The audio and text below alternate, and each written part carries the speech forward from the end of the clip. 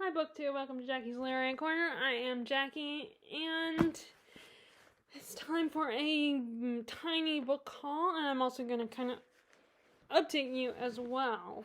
So, this is my tote bag I got asked for in 2019, although, again, it's not the kind I expected. It's not the kind that I was expecting to get, but this is very nice. I have made use of it. And it was a gift. So, and at the end of the day, all that matters is you receive this special gift. And it still works. It's just not the one like I said, honestly, it's not one I was anticipating for tote bag. But it's, like I said, it works. That's what matters. So I've been using it on occasion. And I used it today. So I've been kind of I've been in the house mostly. I haven't done much time outside. I think after I film this video, I might sit outside and do some reading because it's actually not too bad. I mean, it's chilly. It's still chilly, but it's comfortable.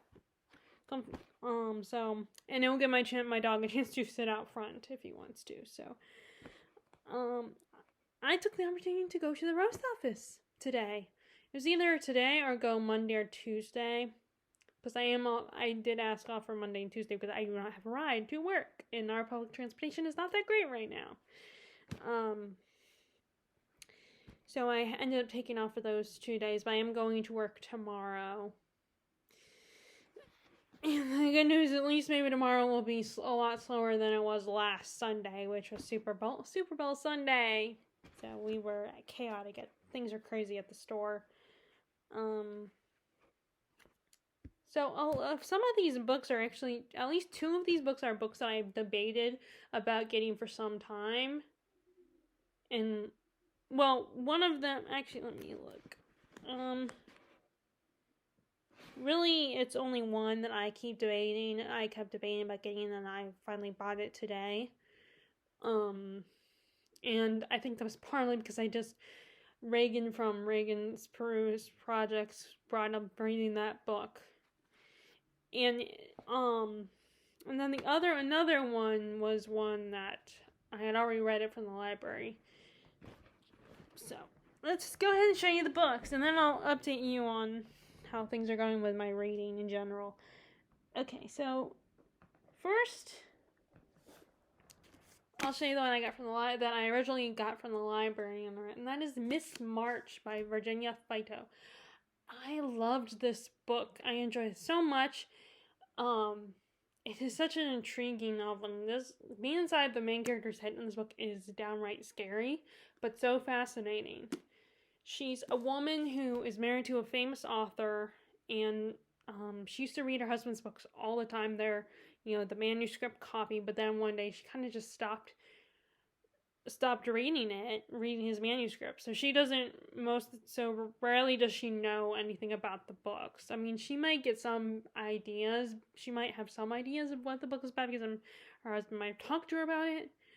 But anyway, one day while she's at the local cafe or bake shop or whatever, she hears from the woman who works there, that in his latest novel, that the woman asked how she feels about the main character of her husband's latest novel being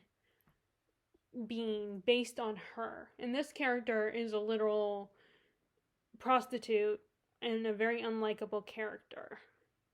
And Miss March is just like freaking out about this. That's the last thing she wants to hear. And then it just shows how she slowly goes crazy obsessing over this. And how she doesn't trust anyone and becomes paranoid. It's just her whole life is falling apart. She doesn't trust her husband. She thinks he's cheating on her at one point. And she's also a perfectionist. She has to have everything a certain way. And has to have her life a certain way, and she tries to control everything.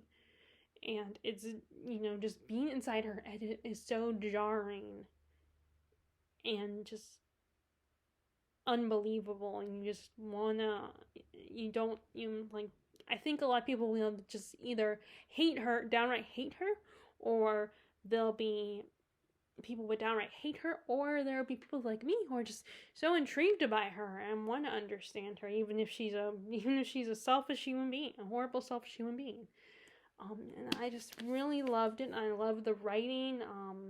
So I saw it there, and I figured, I'm not going to find it at Books A Million for a cheaper price than $4. So, unless it ends up in the clearance rack, where there's some books that I'm surprised that they're there, but I'm curious how that works. So how do books end up on the clearance rack at Books A Million? Like, I guess the only thing I can think of is if the book hasn't been selling, then maybe they eventually reduce the price and put it on clearance. And then, now I don't know if there's, I know at like some used bookstores, I think, or no, I was actually thinking about the library. At the library, I know that if people are not borrowing a book, then they won't put it there. They'll take it out of the library. So I don't know if the bookstores will work the same way, where if a book isn't selling, that maybe they'll eventually take it off the shelves. Although they probably rarely run into that problem.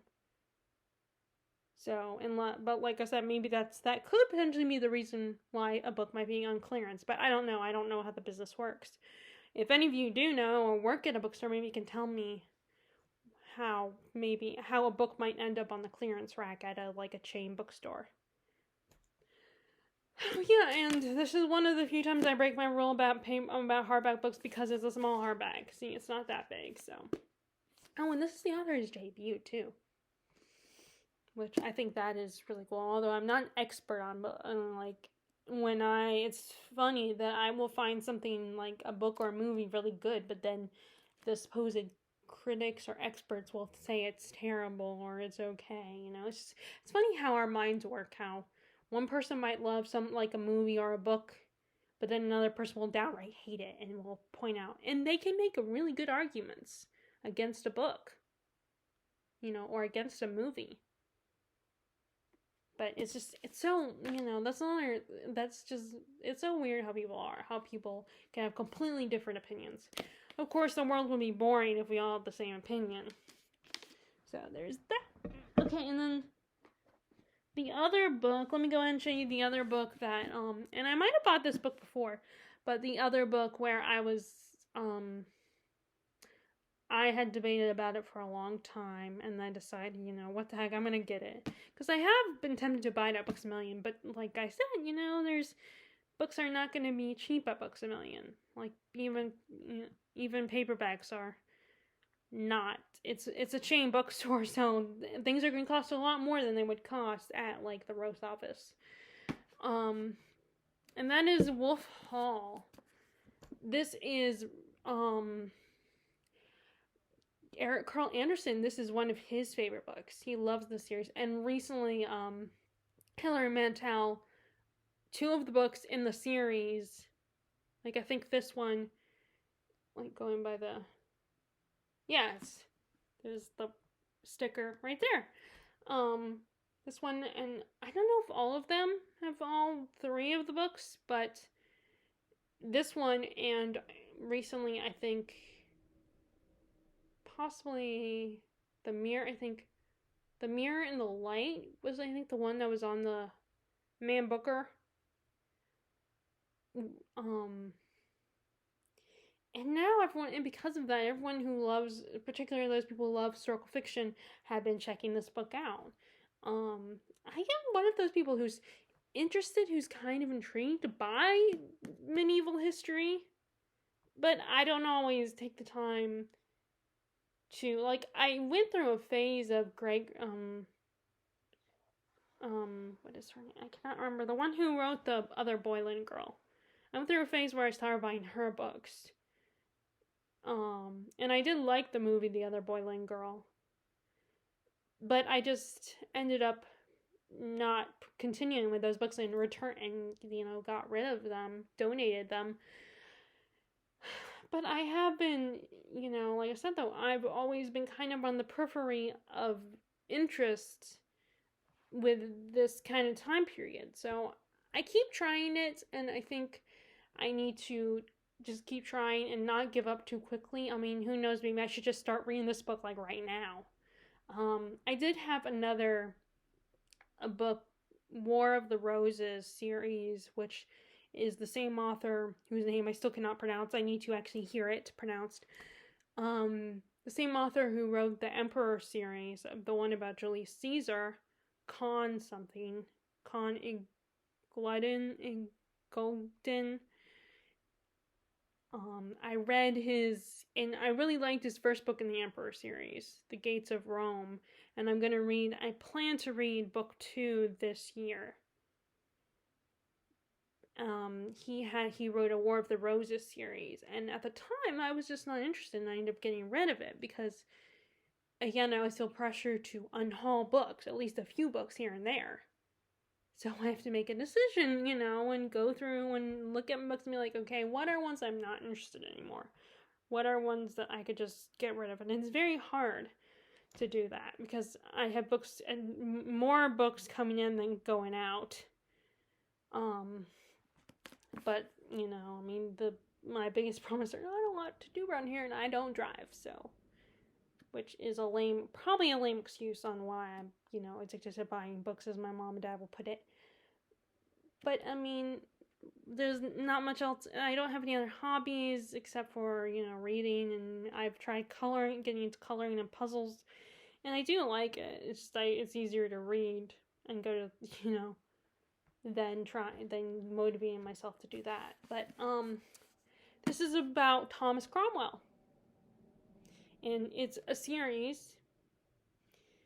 And Thomas Cromwell was one of the nobles under what is his name? What is it? Probably says back here. King Henry VIII. He was one of the nobles under his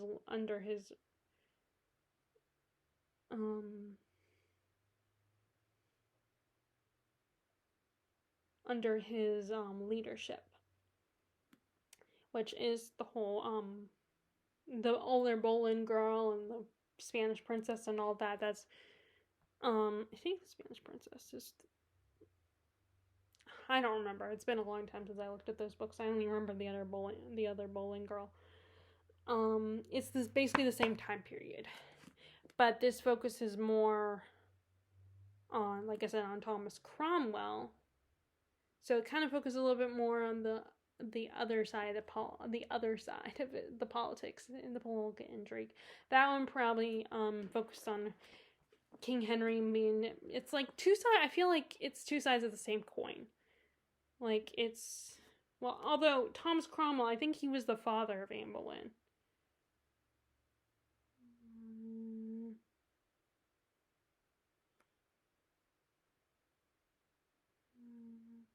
I don't know. I want to say maybe he's not. I don't remember who. But anyway, so I'm going to try it out, and I almost feel like I need to pick it up and start reading like now. Like, I feel like maybe that should be a theme where I read books that I bought at the used bookstore and decide if I want to keep them or not. Like, go read some of them. Okay, so next, I only have 2 more books left. Okay, so this one is I don't know if it's a, it doesn't say. I don't know if this is a prequel or just a random story in the middle of the series, but this is a book from one of the few series that Stephen King wrote, and that is the Dark Tower series. This is The Wind Through the Keyhole. And I think it's about Roland as a young kid. And there is a shapeshifter, the Skinwalker type shapeshifter, not the ones that can shapeshift the animals, but the people who can shapeshift into other people.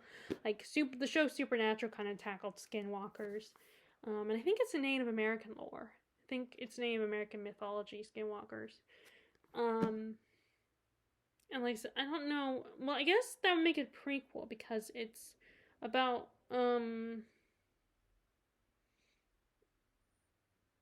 yeah, because it says the early days of the gunslinger.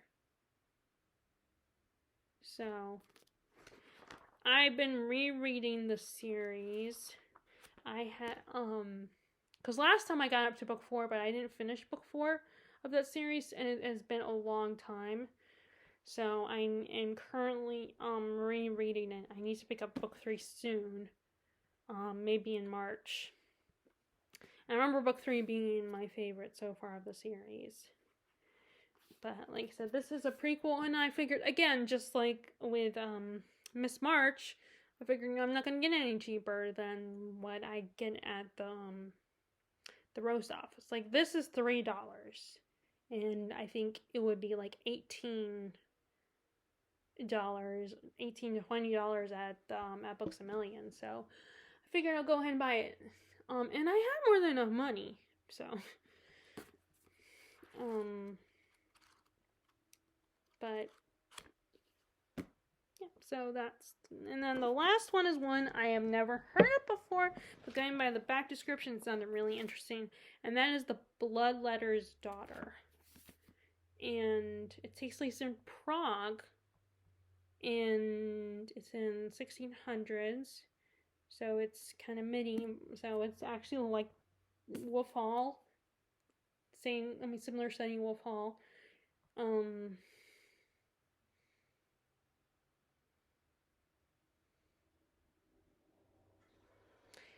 This guy is Don Julius. He has, I don't know if John Julius is the prince. Okay, he's the Emperor's bastard son. And so I guess he's the half-brother of the prince, maybe? I didn't read the back of this, but, and he is banished and is given to the care of a bloodletter.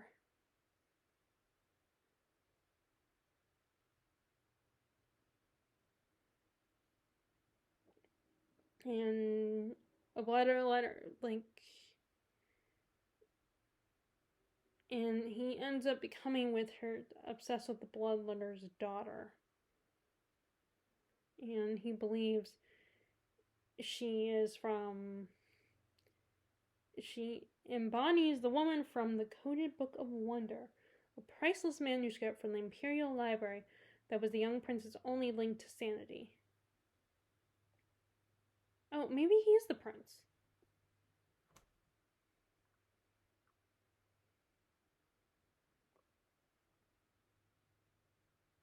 Okay, yeah, I misread it. He is the prince.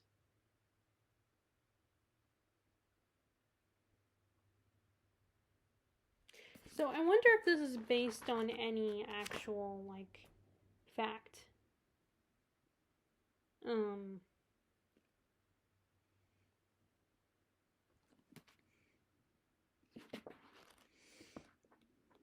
But anyway, it just sounded really interesting, really intriguing, the whole idea of, and I always am a fan of this, like, a story where there's, like, a secret book or, like, a secret, manuscript or something. And, like, there's a mystery, and, there's, like, just, oh, yeah, it says, inspired by the true murder that rocked Habsburg dynasty.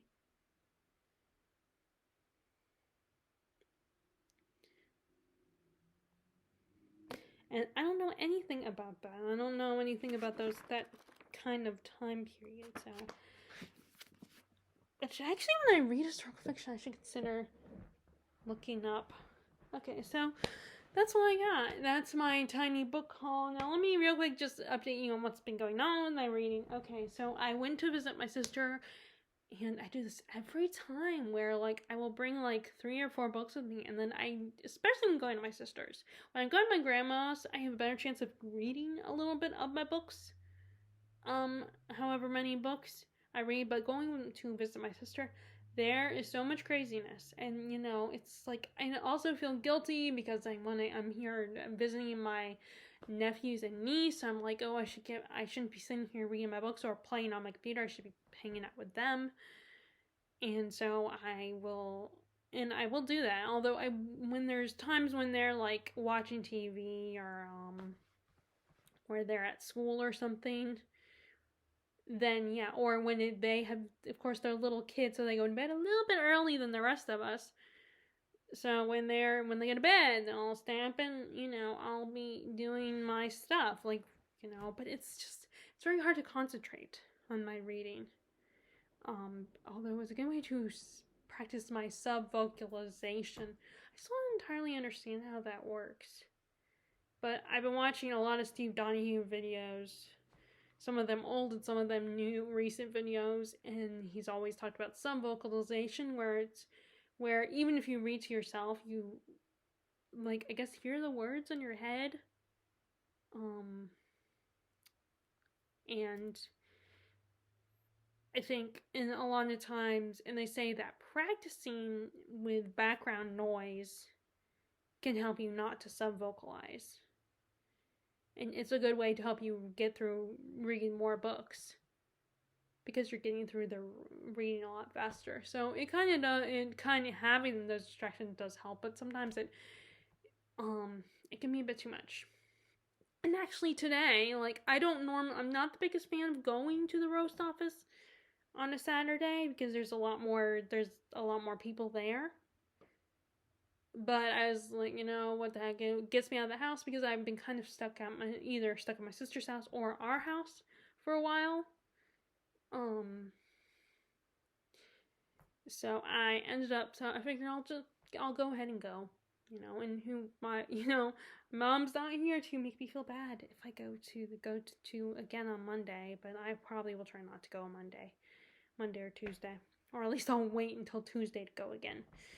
If I do, which I really don't need to, but when I get this sense, sometimes I'll get the buzz to go. But so I bring a bunch of books with me, and then I only get through a couple of them, maybe 1, 2, maybe 3. I did listen to another book, but it was a novella. And like I said, I listened to it, so it was an audiobook, so it was a little bit easier. Like, I could listen to it in the shower, or like during those times when all of us adults are still up and while the kids have already gone to bed. And then I'll be on my computer and have it on at the same time. But the books I ended up bringing with me, so the one I got the most read from is Dune, the first book in the series. And I've definitely got farther in it than last time. So, this is about this noble family that moves to a desert planet, and they are new to the leadership of this planet,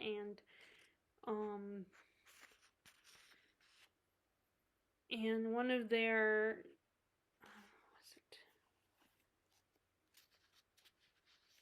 and it is believed that their son Paul believe he's chosen for something. Like, his father's trying to mold him to follow in his footsteps, but he's also believed to be chosen or believed to be this Messiah. But one of their biggest resources is water, because it is a desert planet. So, like I said, I've gotten pretty far, and I just got to a part when Paul's father takes him on a mission, and where they have to go collect what is it? actually collects something from the desert. And they run into sandworms. Although, when I hear sandworms, all I can think of is the sandworms from I'm going to say it. I just won't say it. I gotta remember, I can say it only once. The Beetlejuice movie. That's the only time I remember hearing this. When I think of sandworms, I think of that movie. So, the sandworms in that movie are like, Tim Burton style sandworms. But I imagine they're a lot scarier in this world. So, like I said, I want to read the book first, and then I'll see the movie.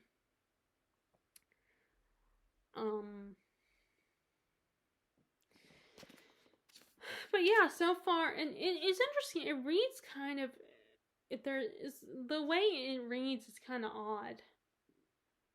Well, first of all, you're in the thoughts of the character. You get brief snippets of the character's thoughts throughout the whole book. Whichever character you're with. And I feel like I don't see that in a lot of books. Granted, like, oftentimes I'm reading books where there's one main character, and yeah, there's an ensemble cast and everything, but I don't know, it just feels different. Like, the closest is probably, like, Song of Ice and Fire books, where you have multiple characters, so you're in multiple characters' heads. But this one, it's just almost jarring how many times you get to this moment where you have the thoughts of the character, like brief their thoughts when they're like interacting with another character or something, like sharing their opinions to the reader. It's almost, the word that comes to mind is like they almost read like some of the fairy tales. That kind of writing style, if that makes sense. It's weird. But I do like it. Since I'm now giving you another chance. And like I said, I know it's silly, but I think sometimes the size of the book I'm reading really does help. Because I don't like reading mass markets. I mean, I will read them. Like, Raymond Feist is the Rift War saga. Those 4 books I'm reading, those are mass market copies. And so far I haven't got around to buying every single my mass market a copy like this.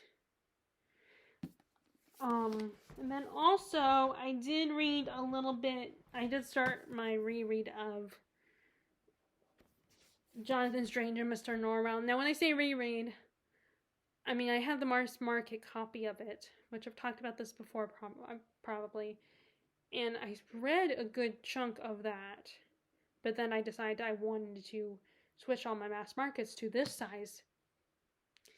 And then I was like, because the page numbers are a little different because of the size, I have to figure out where I stopped. And it's been so long since I picked up the mass market copy. So I am currently reading. So I started over with this one copy. And one of the things I've noticed, both times I've read this book, is that she definitely was very inspired by Dickens with the writing style. Like, it's very Dickensian how this book is written.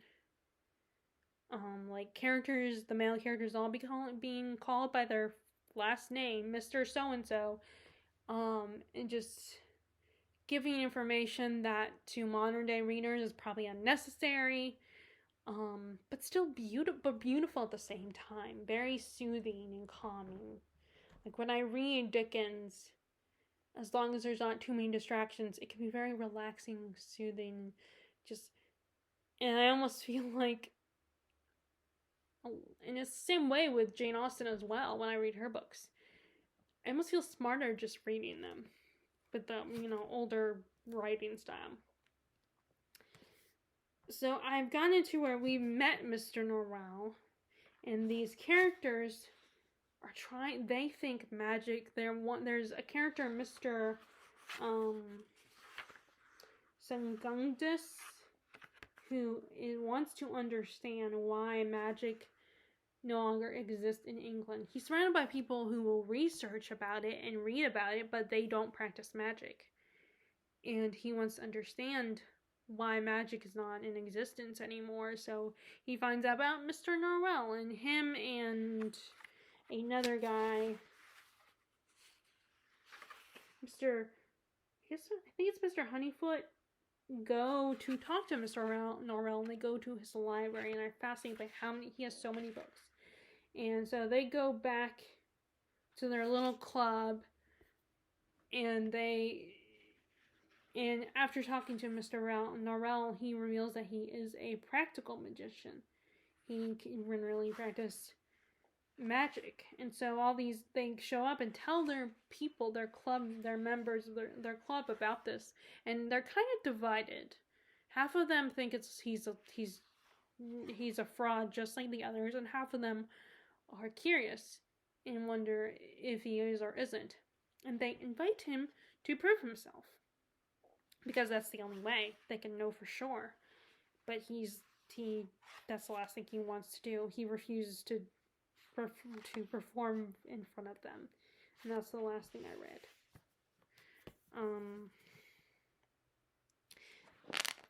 But this will be good for March of the Mammoths. I still don't know if I'm going to participate in that or not.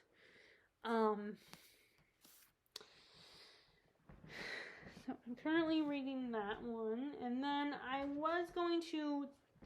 So I brought Dune with me to the bookshop, to the roast office. But I also brought. Well, originally I was going to bring three books.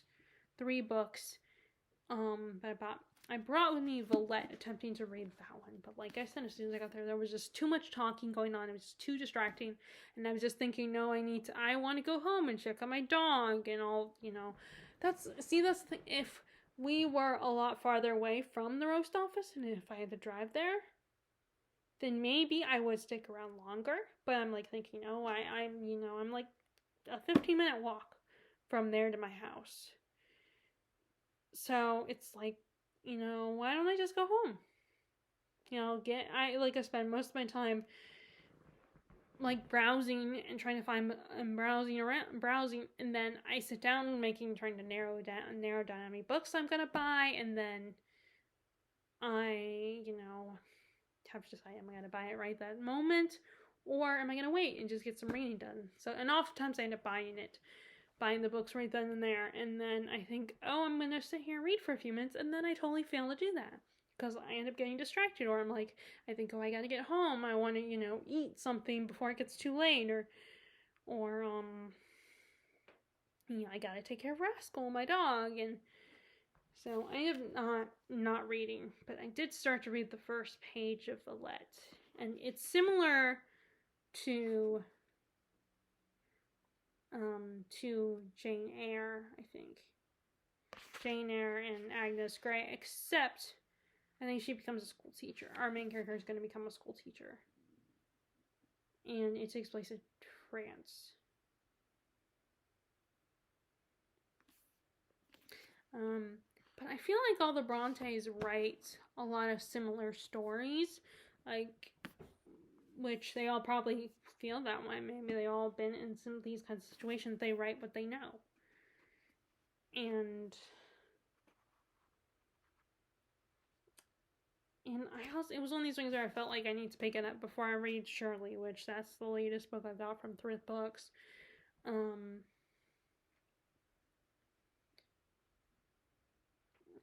So I didn't get very far. I don't have much to say about this one yet. Except for, once again, I love the Bronte sisters. Their different writings are really great. They all have nice hands. They all have nice writing. And then, so I also attempted to read this one, which this was a situation where I remember the title, but I couldn't remember what the book was about. So I was worried, because it says the Miracle Game, and I was thinking, when I hear Miracle Game, I think baseball. And I was thinking, wait, let me remind myself what this is about, because if it was a baseball book, then I might be a little hesitant to keep it. but it's actually about communism, in Czechoslovakia, and it's the years 1948 and 1968, and references the Prague Spring, which I do not know what that is. But I did read a little bit of that last night, and I was tired, so but,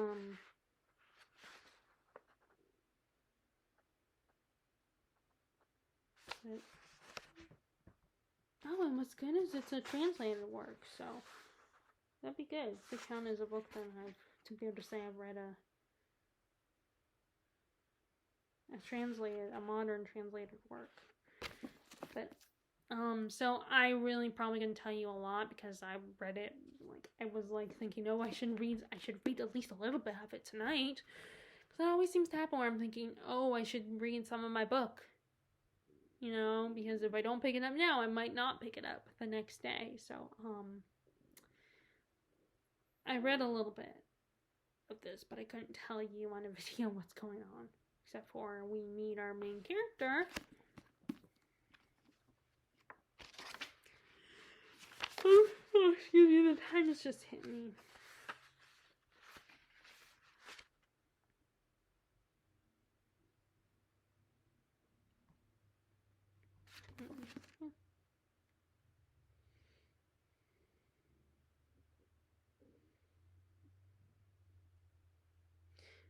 Danny Sierra Mickey.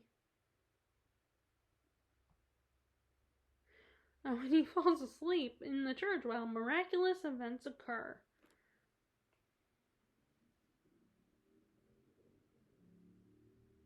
That is so funny. That he falls asleep in church. Of course, it wouldn't be funny if the reason why he fell asleep there is because he doesn't have any place to go. But